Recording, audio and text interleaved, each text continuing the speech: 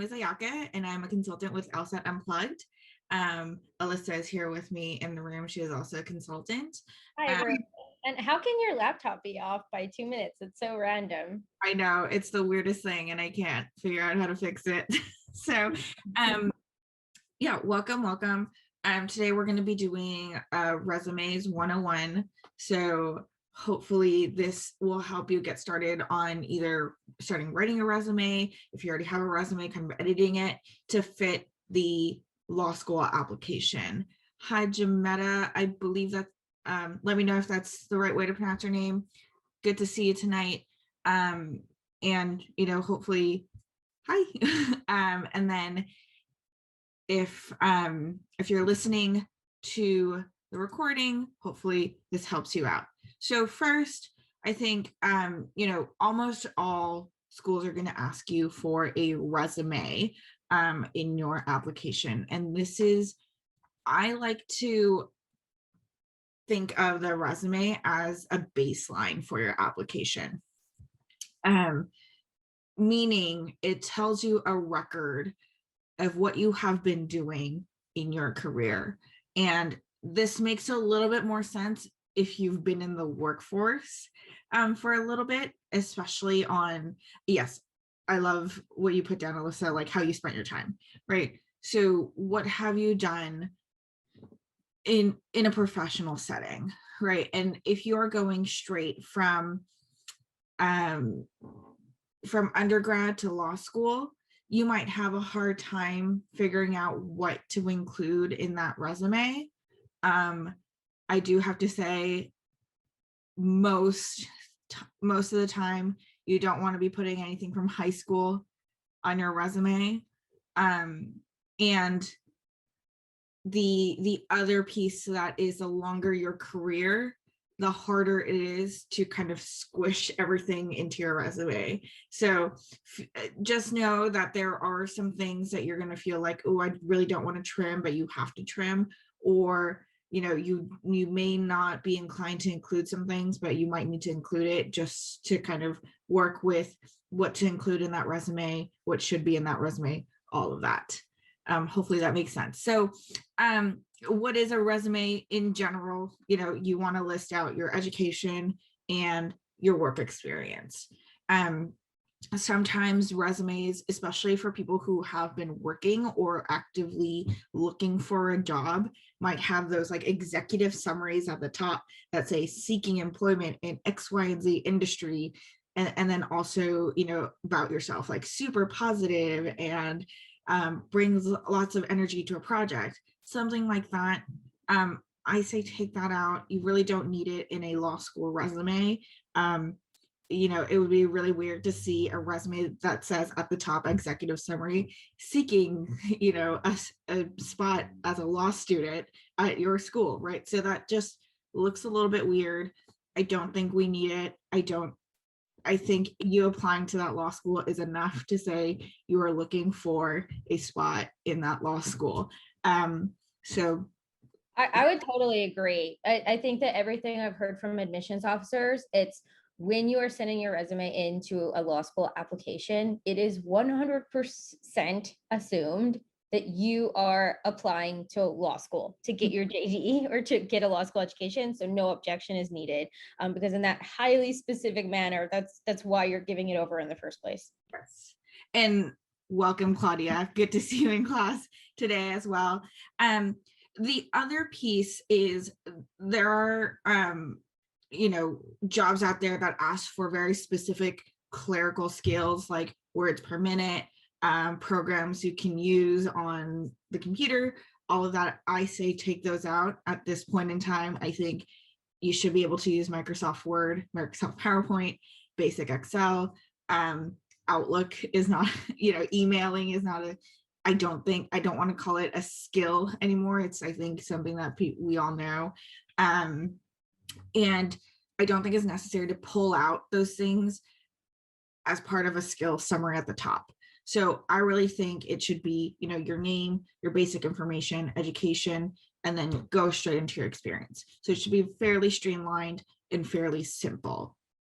Make sense, everyone? Good. All right.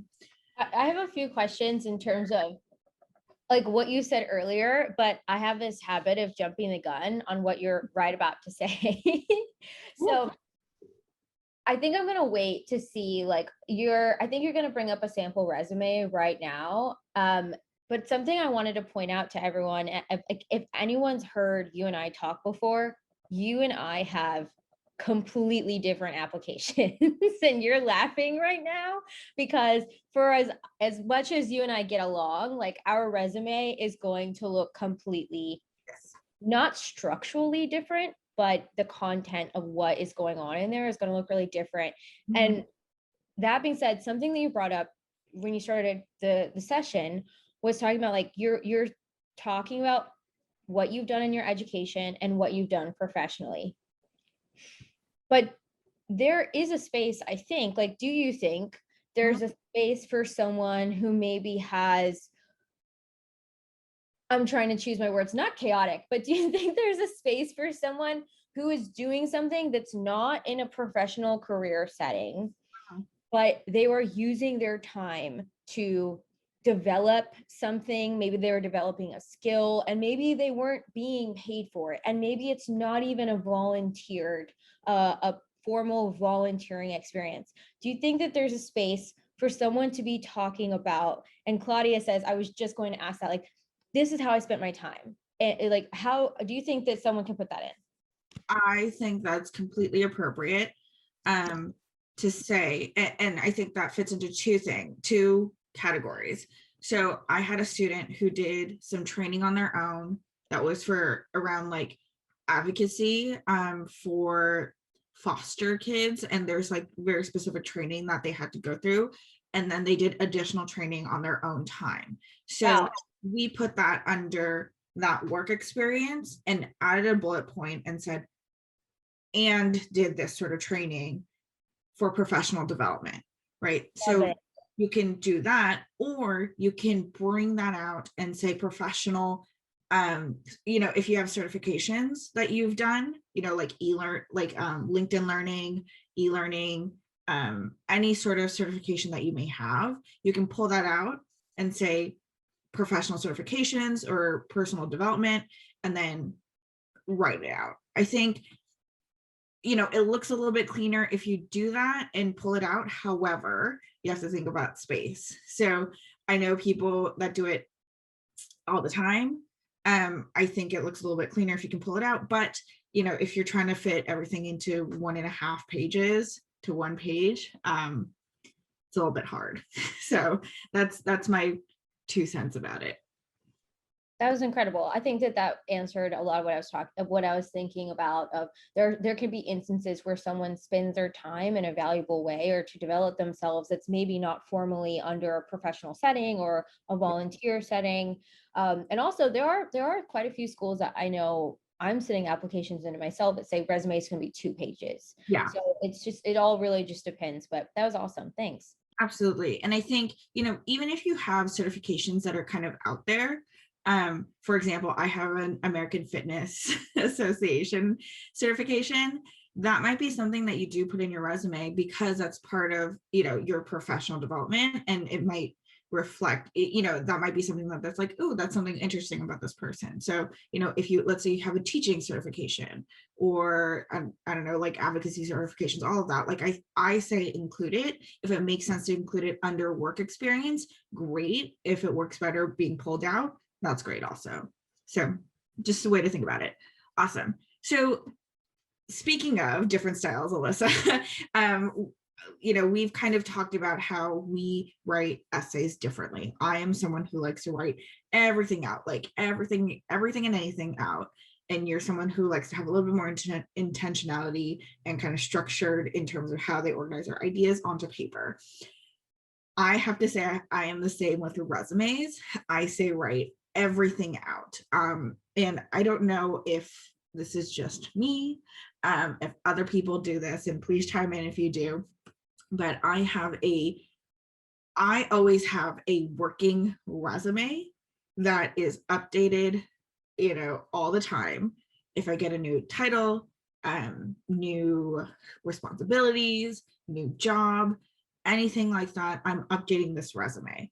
And it is the most detailed document, and it's the most tedious thing to keep updating. However, it talks about, like what the responsibilities were in that job, what the scope of that job was and all of that. So, and I will tailor that resume to everything and anything. If I'm applying for, let's say, a fitness job, I'm going to trim out all the experience that it doesn't necessarily fit and going to use it for that. And in this case, sending it to law school, I have to trim a lot of that stuff and put it into a 1.5 to 2 page resume. So pick and choose what is appropriate, kind of combine things that might be important to mention about the job, trim stuff that's not important, drop stuff that, it's too far back in my history to include, stuff like that in my resume. So that's how I like to construct my resume. I understand there's people out there who don't have a resume, like a working resume, and are building it out. So hopefully I will show a sample resume that is, I think, 4 pages long. That's kind of has my sort of work history on it. And we'll kind of walk through the basics. So here we are. Let me share my screen. Can we all see that? Alrighty, so hold on 1 second as I pull you guys back to my main screen. So I'm not a stickler. I'm not for format. I think there's formats out there that work great, that are all to the left, that our margins are small and all of that. I think there's formats that work for everyone. I am not someone that's like, you need to do it in this format or else it's not a resume. I think, whatever works for you works for you. Always have your name on the top. Most law schools will ask for your LSAC number.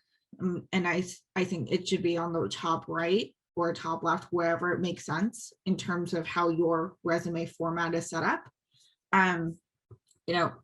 Put your address, your email, and make that clear, right? You can put that all in one line if it makes sense for you to do that.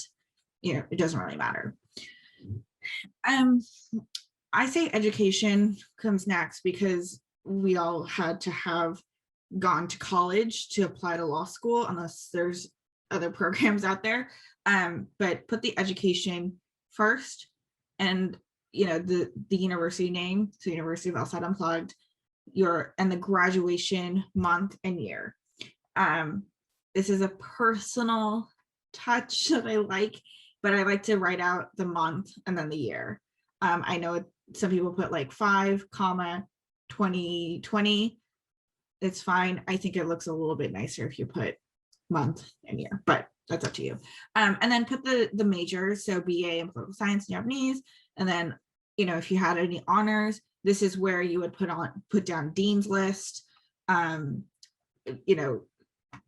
sort of recognition, awards that you've gotten. I'm a little bit out from being in college, so I don't put my GPA down. But if you have, 4.0 and that's something impressive, feel free to put it down.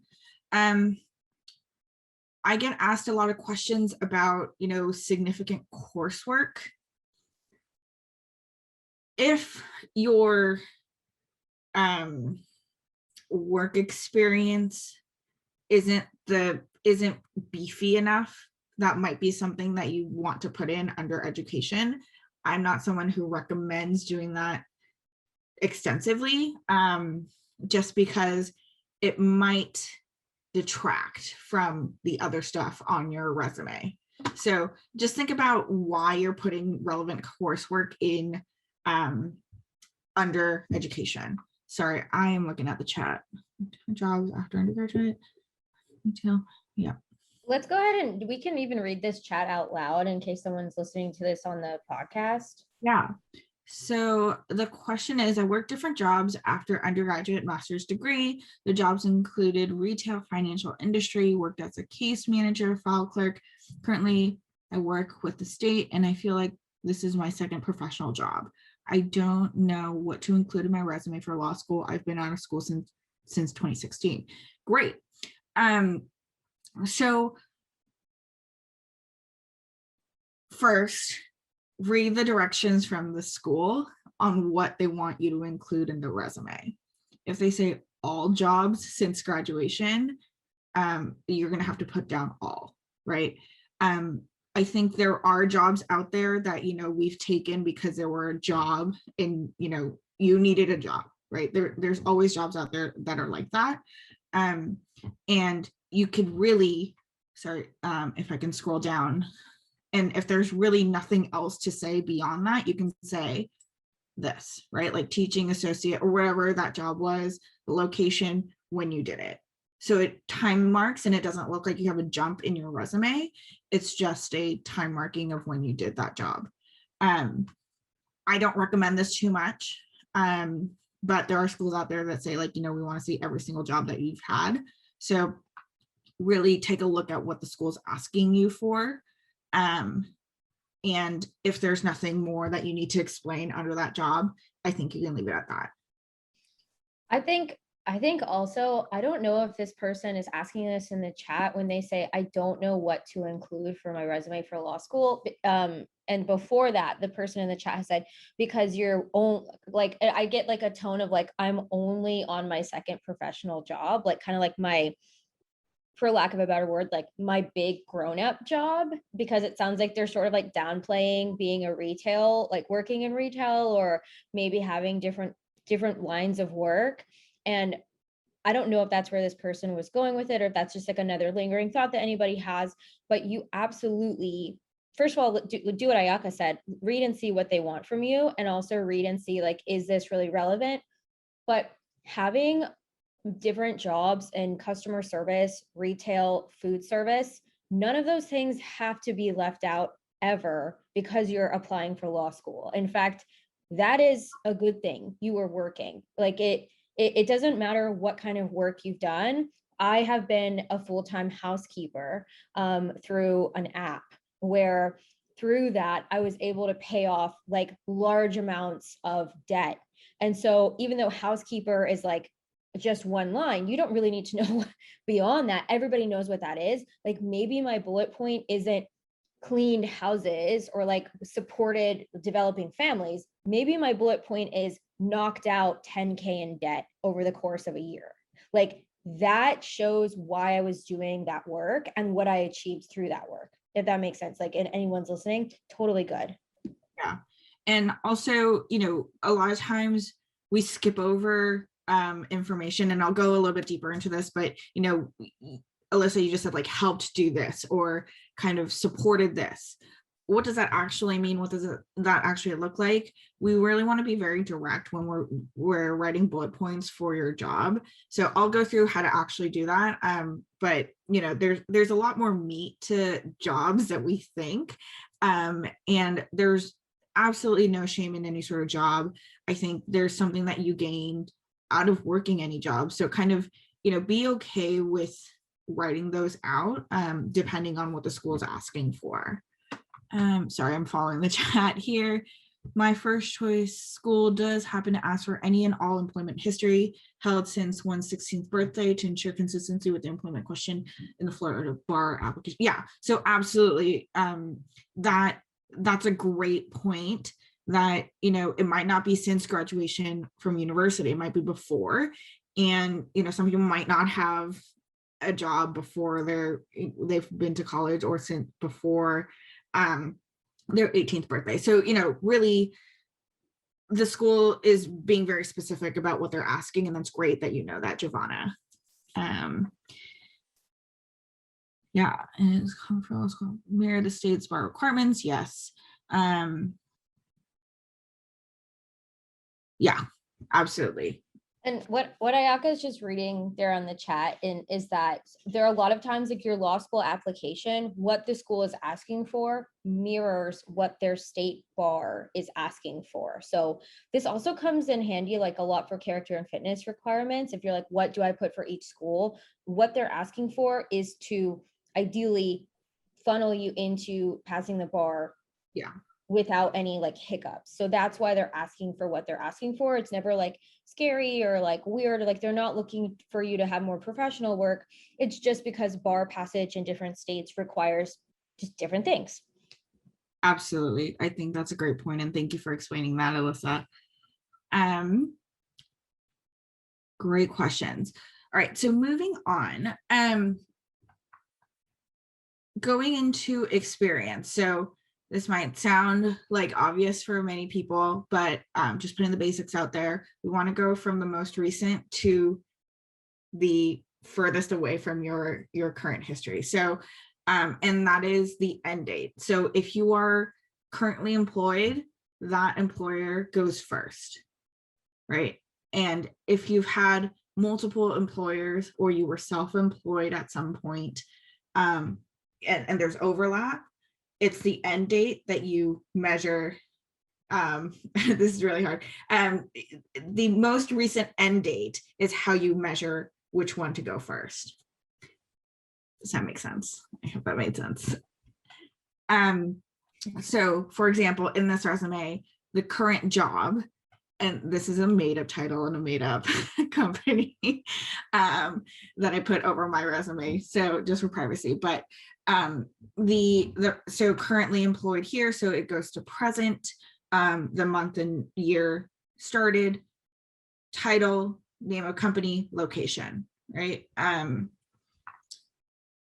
I would say keep it your most recent title. I know there's people who've gone through promotions, especially if you've been at a certain company for very long, and that you can do your current position at the top and then break it, and instead of putting it in a bullet point, break it and put that past title and then talk about your responsibilities then. So there's a little bit of demarcation of like from your previous title, these are the added responsibilities or new responsibilities that you got. So you really want to talk about what you're doing, how your time is spent during that job. So overseeing facilities at the office, including office supplies, kitchen layout, lounge areas, communication between suite and building management. And why you want to say kind of the scope of your job is that, let's say receptionist means something different to company A, to company B, to company C, right? The scope of what that job entails is different for every company. So I like to, at least in that first bullet point, tell what the scope of that job is. And you know, some companies out there, a receptionist might only be a receptionist who does intake of visitors, right? But in this case, this receptionist is doing, you know, overseeing office supplies, the kitchen, communicating with the building that their suite is housed in, all of that. So that's kind of where the scope matters. Also, as you can see, this job was done during COVID. So, you know, we're talking about transitioning office to virtual as COVID restrictions started. This is something that I would say should get a double click into a resume. So what does transitioning office mean from to virtual, right? What does that actually mean? And you get a little bit of detail here: virtual conferencing tools, meeting facilitation, Zoom meetings, webinars, Teams meetings, and live. So these are kind of the skill check marks. Like, yes, I can facilitate meetings via Zoom webinar, Teams meetings, and Teams live, which are 4 different tools, right? So, but the question is, does law school need to know all 4 of the meeting tools, right? Is that an important piece of information? Maybe, if that is, you know, taking up 50, 60% of your time in that job, yeah, maybe it is important. But if it's really, you know, 10% of your time during your job, you know, maybe you don't need to put that down. And it's up to you what you put down, but note that, you know, people we like to say transitioning, supporting, helping. What does that actually mean?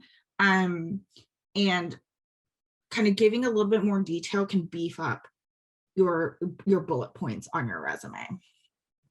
Planning virtual events, creating and editing video content, reviewing presentation content, and run of show for entirety of the event, managing back end technology during the entirety of the virtual event, approximately 3 or 4 events a quarter, including one office-wide event, 150 plus participants per quarter. So not the best explanation of what a virtual event is. However, this does 2 things. So first, tells you what the person is doing in terms of planning a virtual event, right? Running the technology is clearly this person's job. The other piece is numbers. I say numbers are pretty important in resumes, and a lot of people will kind of end up saying once every month, twice, 2 times a year, stuff like that. And the numbers aren't super compelling. And I say, if that's the case, look at the denominator that you're using. Is it per day, per week, per month, per year? That can kind of change how the numbers sound. So if you look at 3 to 4 events a quarter, virtual events a quarter, that's maybe 1 event a month, right? But if you say 3 to 4 events a quarter, it sounds a little bit better. You're saying exactly the same thing. And, you know, it just sounds a little bit better. It's a little bit more beefy, as well as kind of telling us the, I don't want to say scope, but like the size of the event. So is it 100 participants? Is it 10 participants? Is it 150? Is it office wide? Is it all office, meaning every branch of the company, or is it just your local office, right? Those things matter when you're talking about these things, and it can change the perception and change how the person who's reading your resume views the job, right? It's really easy to say, oh yeah, I was a receptionist at X, Y, and Z company, but it's hard to understand what that actually means if you don't tell us exactly what you were doing.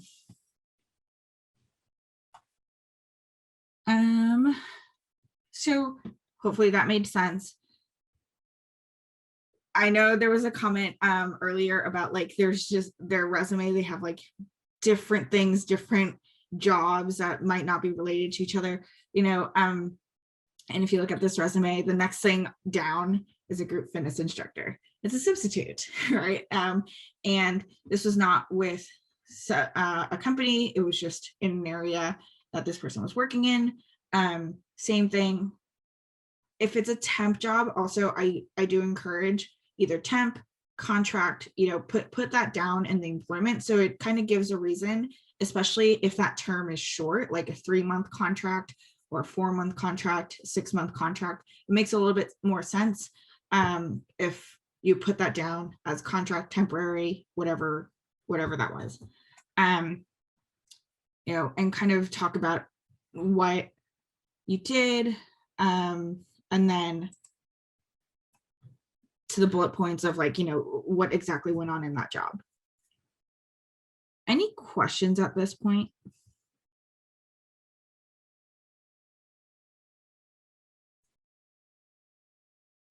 I don't have questions, but it is almost beautiful to see how much my resume doesn't look like yours.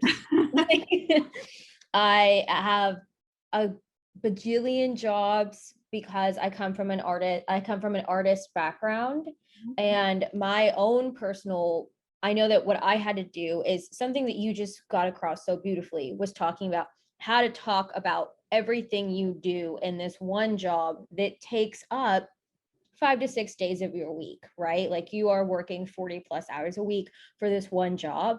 And so with that mindset, you have to figure out how to effectively talk about that in bullet points where it just show you spend all of your time doing that. I had a different issue with my resume where I maybe do like 6 different jobs in a week. And if I'm talking about a I've been out of school for almost 8 years now. I'm coming up on 30. So if I have 8 years worth of multiple different jobs, mine has a lot more jobs listed with fewer bullet points, but it's all kind of organized differently. So anybody that was in the class right now, I went ahead and sent you, if you're in the course, I sent you like example resumes in a PDF. I got it earlier in the course myself. Something I do wonder, and I have a question finally. Did you get any awards in education or undergrad at all, or like were there anything kind of coming up for you, or have you left some of that out because you've been out of school longer? Because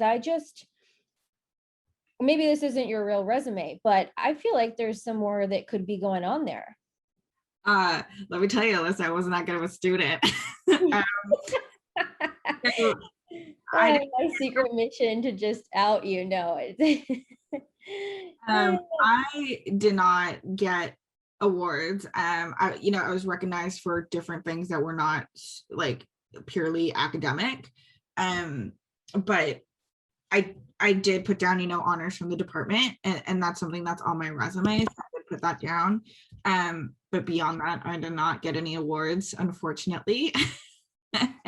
Well, okay, and I'll say this is why I brought it up, because I happened to go to a school where there was like an award season, and I didn't go to a conservatory. It sounds like I went to like only an art school. It was a real university.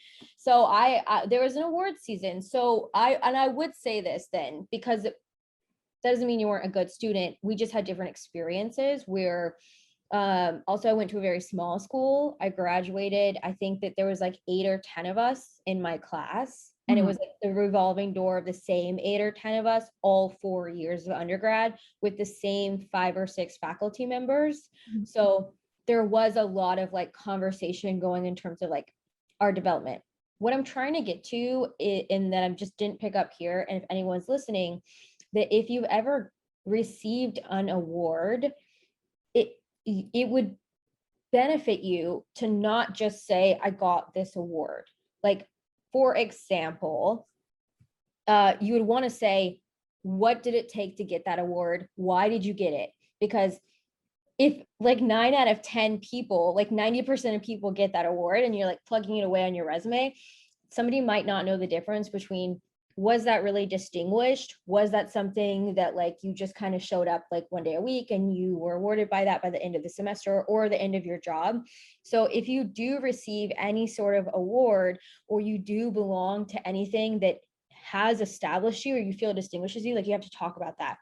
And an example in mine is that I was performing arts major, and I became so severely injured that the faculty asked me to take a semester off of my major. They were basically like, if you keep going at the speed you're going, like you won't walk out of school like being able to walk. So I had a major injury. I was asked to stop my major for that semester.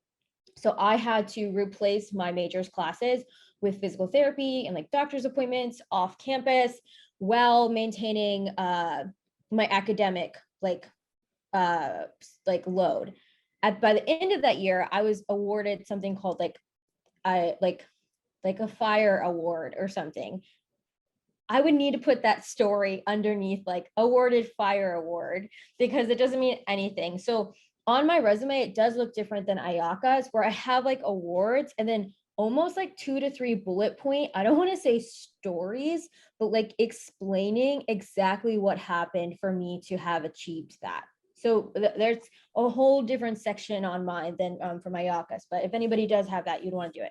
For sure. And I think, awards definitely need to go under your education, whatever you've been recognized for, valedictorian, any awards that you've gotten, all of that. Even, I know I don't have it in here because it was just, this is like 4 pages and I'm like, I just need to trim it down. But to get honors in this particular department, I needed to write an 80-page paper, a research paper. And more often than not, I will see that under that as a bullet point to say like the title, who the professor was that endorsed it, and, you know, when that was completed. That's a great point to write that underneath that. Like if I see honors, I'm like, cool. Yeah. What does that mean? Like, Yeah. but if you told me that, I think that that gives that a lot more weight. Yeah. And there was a point where I separated that out to say like projects, like significant projects and works. And I had that under that list of things. But in this case, it might be worth putting it up here in that education because we're putting it in the education bubble. Something to think about.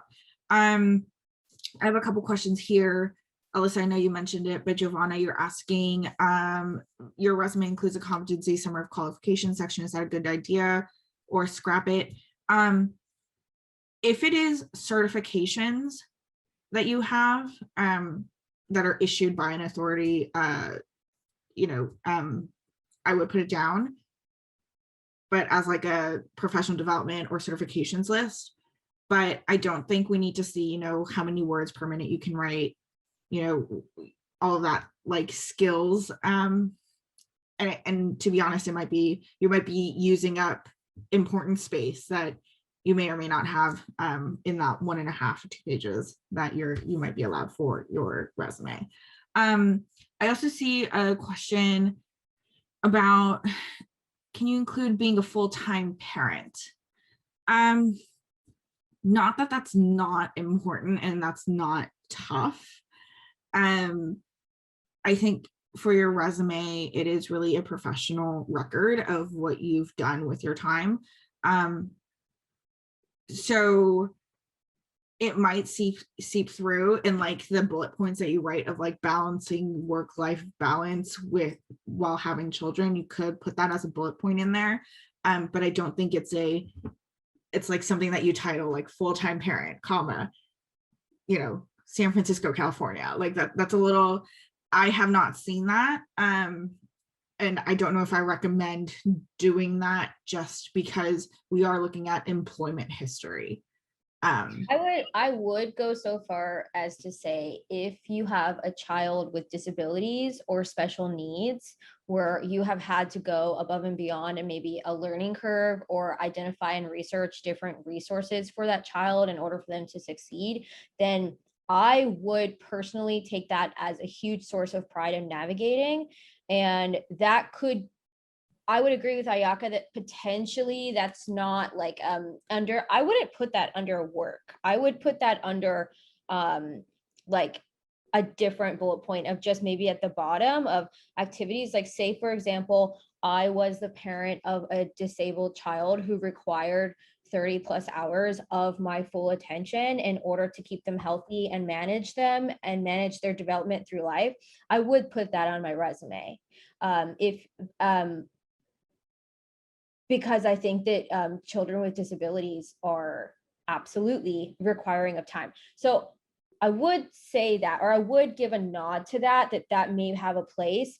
Being a full-time parent is absolutely huge responsibility on navigating it, but I would think that could even come up in another essay. You don't have to write the whole essay about it, but every single part of the application will be looked at holistically. I know that even with myself, I thought I was going to write an entire essay about like a certain part of my life, and I figured out how to nestle it into another essay. So I would recommend including it in the application. Yeah, if you want to. I agree. You know, it's something that absolutely should be, you know, it's such a big part of your life. So it should be part of your application to say like, this is something that, you know, you spent a lot of time and a lot of heart in it, but, you know, at least in the resume, I think maybe not the place to put it. Alrighty. I do want to go through how to trim down pieces in a resume. So as you can see, this resume is really long. And one of the longest pieces is this executive assistant piece. Now, we've all been there where there's a job that you thought was one thing and it grew and you had so many responsibilities and you were doing so many things and you had your hand in 10 different bowls, and you know that happens. And so that's something that, you know, I kind of thought about and struggled with in my own resume of like, how do I go about trimming down certain information and letting go of the fact that I was doing a million and one things, right? Because yes, you do want to kind of talk about the scope of what you were doing in that job, but you don't want to be saying like, I opened mail on a daily basis. Like, yes, if that is the main responsibility, do put that down and kind of talk about it. But if it is one in a million things that you're doing, I don't think it's important to put down that you've opened mail every day for whoever, right? So really think about it. So for example, this executive assistant piece, this resume has a little bit of a blurb before it gets to this, like the list of responsibilities. I say get rid of that unless there's a really good reason. So just kind of cut it out. And then for this particular one, because the responsibilities are so many, it's split up into kind of main roles and then kind of assistant roles. If you look at the assistant roles, overseeing scheduling, including coordination of meetings across multiple time zones, scheduling, planning international and domestic business trips, coordinating foreign executive visitors, schedules, flights, hotels, blah, blah, maintaining, updating multiple calendars across time zones. So when you look at what is an executive assistant, I think many of those things you can kind of figure out that this person's base responsibility is that. So I think, you know, overseeing scheduling coordination across multiple time zones, I think you can say for domestic and foreign executives. I can kind of sum it up. It kind of took away all the nitty gritty stuff, but you can kind of sum it up in that. And that's only because the information that you get from this is less important than the information that I think is that you want to get out of this highlighted part. I think this is more meaty. It's a little bit above and beyond executive assistant, and it shows a little bit more leadership skills, ability to think on their feet and all that. So, you know, think about what each piece of information you're presenting tells about you, right? So for example, maintaining a good relationship with U.S. headquarters via email, meeting, and personal business trips, or in-person business trips, consistent communication with executives, related management in order to ensure transparency and cultivate an open relationship between U.S. headquarters and Japan. All right, so as you can see, this person was in Japan, and that's something that is a little bit vague, but clearly there's a lot of communication going on between where this person is and people who are internationally located. To give it a little bit more context, this person is also a translator, so that's why there's a lot of communication going on. But it gives a little bit more meat than saying I was scheduling and taking notes during a meeting, which would be under assistant roles, right? So giving a little bit more dimension, giving a little bit more detail on, especially on the above and beyond part of the job, can kind of be a little bit more beefy than the day-to-day tasks that you might have to do in that job. Does that make sense? Does that make sense? Yeah. All right. Yeah, that definitely makes sense. Thank you. Yeah. Just to kind of go down a little bit, creating proposals, presentations for the regional director, and consult on business planning for future fiscal years. I say this is a little vague, and we can put a little bit more meat into it, of like, is it rolling 4 quarters? Is it, you know, the next 3-year plan? Like, what sort of plan is that? Future fiscal years, that could mean the next fiscal year. You could say the next 3 fiscal years, a 10-year plan, kind of give the scope of what you're working on. That will give a little bit more meat to it. Also, if the intention of this person in this piece is to show that you can manipulate data, and for example, this is what Giovanni, you were asking about skills, right? Like, let's say I wanted to say I'm a heavy Excel user, right? I could say here, utilize analysis via Excel, right, to model out business plans for the next 3 years. And that can kind of show that you are an advanced user, because modeling using Excel is a little bit of an advanced skill. So that's kind of how you can slide in skills without having to pull that out and say, I'm an advanced Excel user, right? So that's something that you can do and to think about, and really think about what you are trying to get across in each bullet point. So let's say for this one, I want to get across that I am data oriented. The first bullet point, I wanted to get across that I'm a good communicator, right? So really think about what you're trying to do with each bullet point and make that count.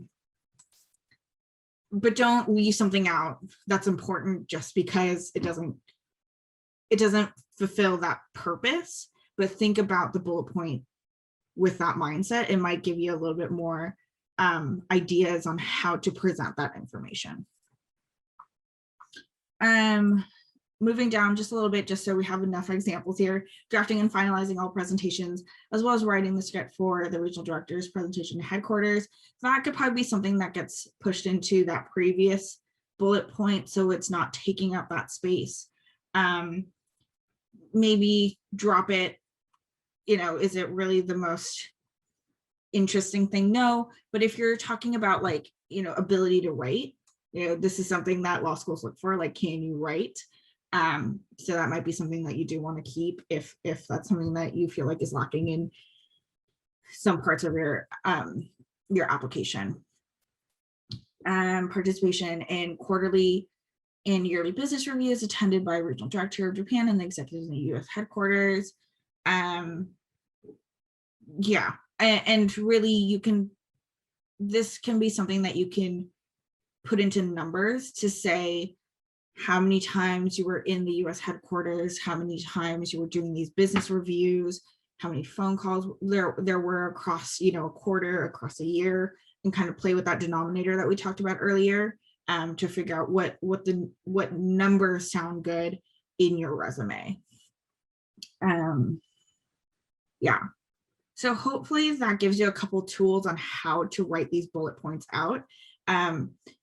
I think don't think about these things too much if you're first writing everything out, because then you get a little bit too distracted. But when you go in and say, okay, does this bullet point make sense? Does this bullet point need to be here under this job? Really think about what you're trying to communicate via that bullet point. And then numbers I say numbers are always a good thing, but make sure it's not like, I talk to one person a month, make it a little bit more robust. If it is really, you're talking to one person or one client a month, give us a little bit more meat about like what that meeting is and what you're bringing to the table. So we're not like, oh, okay, cool. So, you really want to make sure that there's a little bit of beefiness to your resume. That's really all I have for you guys today. I'm happy to take any questions if you have any.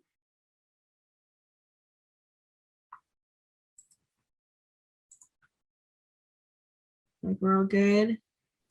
What I came across in my own resume is just ask other people to look at it, and not only, but ask them, prep them with a few questions before you just hand it to them that you're specifically looking for. The first thing I would say is ask them about, I was about to say structure. I've been reading too many reading comprehension passages lately. Ask them about the overall structure of the resume. Formatting. Sorry.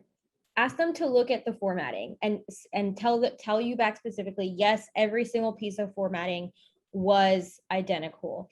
So ask them to look at formatting. The second thing you want to ask them for is like coded language or jargon or technical language. It can get so easy to say a word that you're saying all of the time in your workplace or in your job that you've used so many times that it doesn't even occur to you that nobody else knows what that means. In fact, there are so many words that popped up in my own resume that I thought was just like absolutely regular language that someone read. They're like, this is all technical language. I don't know what you mean by that. And I'm like, my workplace made that up. Like, I thought that that was just how someone spoke. So please ask them to look at your formatting and make sure it's identical. The second thing, ask them to highlight any single word that is jargon or doesn't make sense to them. I once wrote that I led behavioral interviewing, and they're like, what's behavioral interviewing? I really thought that everyone used that term. So ask them to look up technical language. And then of course, the third thing is grammar and spelling, but grammar and spelling, I don't want to say, I hate to say, like, are so easy to catch as compared to the jargon and the formatting, but the jargon and the formatting, and also like, does this put me in a good light? Like, is this representing me the way that I want to represent myself? Because in that way, you can take some things off, or maybe add something in a way that you've been spending your time. I know that we touched on that at the very top of the class in terms of, like, for example, I took 3 months off of work and I traveled to a country that specialized in the career that I wanted to work in. And I like let go of all my technology. I let go of everything and all of my responsibilities. And I trained for 12 hours a day in that one specific work development. That was just extra training that I took upon myself, but that is in my resume that I spent that time to do that, things like that. I also have housekeeping and delivery driving for Domino's on my resume. So you don't have to leave certain things out because they're not lawyerly. In fact, just using your time efficiently or effectively is lawyerly. Like, you just have to be a hard worker to be a lawyer. I mean, you have to do a lot of other things as well, but you don't have to worry about that. But I wanted to bring up, like, ask people specific questions when you hand them something. Don't just say, like, can you take a look at this and is it good? Like, tell them to come back at you with like these specific things that you're looking for. Formatting, technical language or jargon, and also just, of course, spelling mistakes. But if it's shining a best light, we have a question in the chat. Right. Before we move on, I do have one piece about grammar, which is, and those of you who have written resumes, you know, to find a new job, or, you know, have a professional resume, know this: active language. And it's really easy for us, because we're looking back at our past experience as the past. It's really easy to say, like, did this, and like keep it in the past tense. But try to keep that active language going. You know, don't say created, you creating. And those are basics. So a little bit of the grammar goes out the window, but, you know, check for it before you hit send. Anyway, sorry, going to that question in the chat. Giovanna, you're asking thoughts on when to start the application. It can hurt someone to launch it too soon. So is that correct? It can hurt someone. You can just do a thumbs up or thumbs down. Or did you mean it can't hurt to go too soon? Or you can unmute. It can hurt someone to start too soon, or it couldn't hurt? It can. It can. That's what, yeah. At least that's what I thought I heard from the video. okay. I'm not sure if his purpose was, I guess it's a matter, I don't know if they're, I'm not really sure if his point was, if it's too long, that looks if your application's been open for 2 years, that looks bad, or I'm not sure what his purpose was in that. Yeah. And I have a feeling, so number one, I think you can open up an application and you're not required to send it within that cycle. So you can open up an application however, you know, whenever you want. There's really nothing too extraordinary on that LSAC page that you're filling out. You know, you're putting your name, your address, all of that. I think maybe if you're, you know, studying for the LSAT and you're giving yourself 3 years to study for it, that might be something that's like, okay, that's a little bit long to be studying for an LSAT test. But there are people out there who, you know, take a break and come back and take it again. So I'm not really sure what that context was. I think, you know what, I like the first thing I went to, Mhm. and also if anybody out there is taking 3 years to take their LSAT, do not take that as a slight. That is totally fine. Everybody goes at their own pace. And also PTSD is real and affects your brain. It is a brain injury. So just, I wanted to say that for anyone listening to that, don't panic. Like, you're totally fine.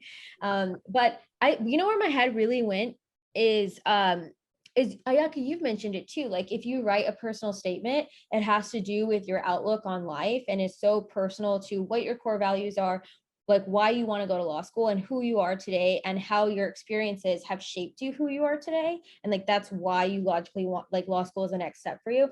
I remember mentioning, like, if you write your personal statement and you wait a year, which by the way, Ayaka and I both did. We were working on our application, or we started our journey a year ago. And when we realized that we weren't going to get our applications in up to our own personal standards within a timeline that we personally felt comfortable with, and positioning it and test scores and just everything, all like the puzzle pieces, we kept going. We pushed our application journey back. And I hope that that's okay for me to say, Ayaka, just to Absolutely. both of us.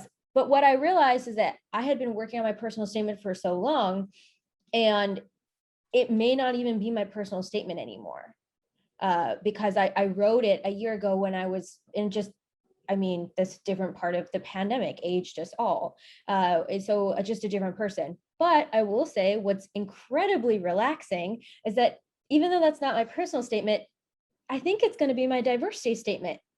And now I have this beautifully well-crafted other essay just kind of like out of the way. So I was thinking like that, like it can hurt you to start it too early in terms of like your essay not reflecting directly where you're at in this moment. But so many schools have so many different prompts. And the last thing I'll say about that is that law schools are looking for good writers, and good writing takes a lot of thinking and a lot of practice. And if you had told me when I first started that I was going to write like 6 or 7 different essays, I would have felt really tired and like wondered how that was going to happen. But every essay I write, I get a lot better at. So if you do start earlier and it takes you a few times, and again, it's up to everyone. Like if you are a parent, if you are taking care of other stuff, but they're all things to think about. That's what I thought he meant by that.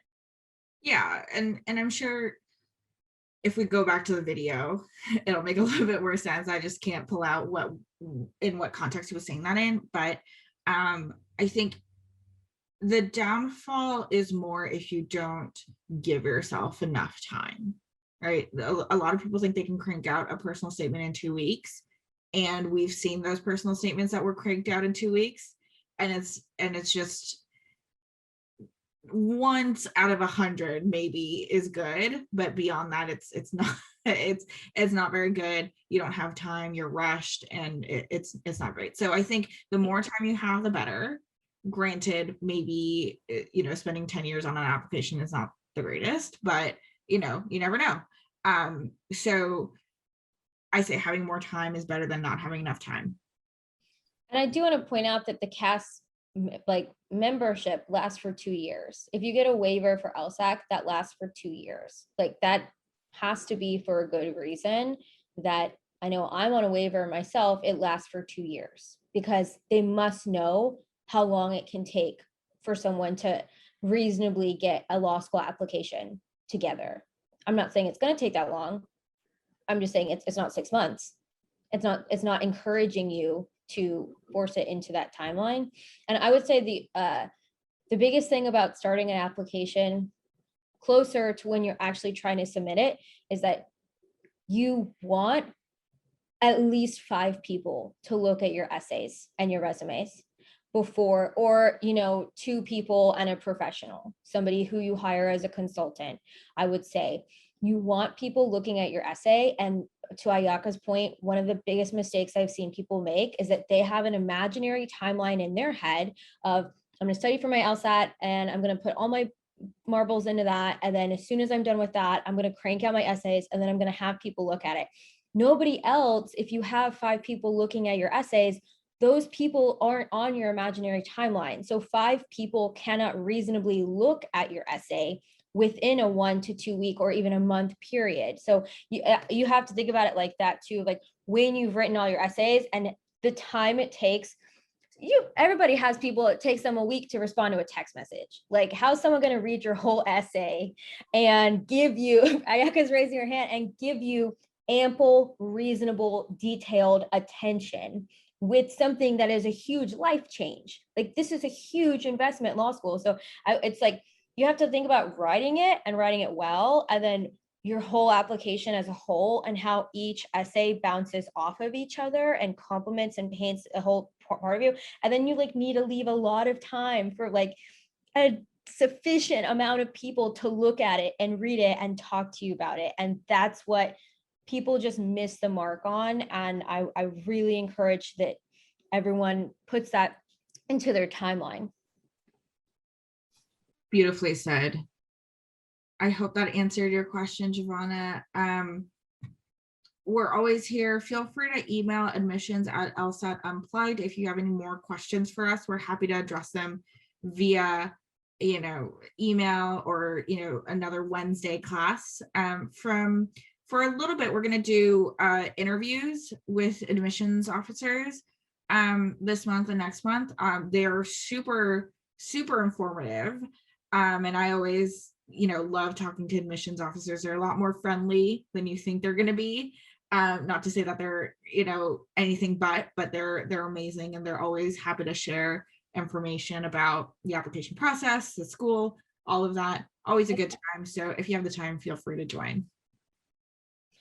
And I just dropped the email in the chat, admissions@lsatunplugged.com. That really is just Ayaka and I. That's not a big email. Email us. And as Ayaka mentioned, we are doing those interviews. Email us questions that you want us to ask admissions officers. That is like my favorite feature about this, is that we don't have to follow a strict script. If you want to say, hey, I worked at this, and this is what my resume looks like, can you ask this admissions officer straight up about my personal issue? I love doing that for people. I love that feature of the course. You have a direct line. So just email us and say, hey, you guys are about to do interviews. Can you ask them?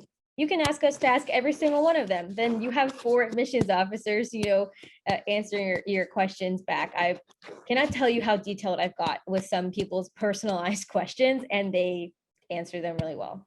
Yeah, it's always a joy to hear the responses of the questions. So, the more specific, the more information you can get out. So feel free to, send out those questions to us if you have any. We're always here for you, and we'll see you back again next week. Thanks for tuning into the show. Please subscribe if you haven't done so already to be notified of new episodes as I release them. And feel free to reach out if you need anything at all as you move forward with your prep. I'm happy to help however I can. In the meantime, I wish you all the best and take care.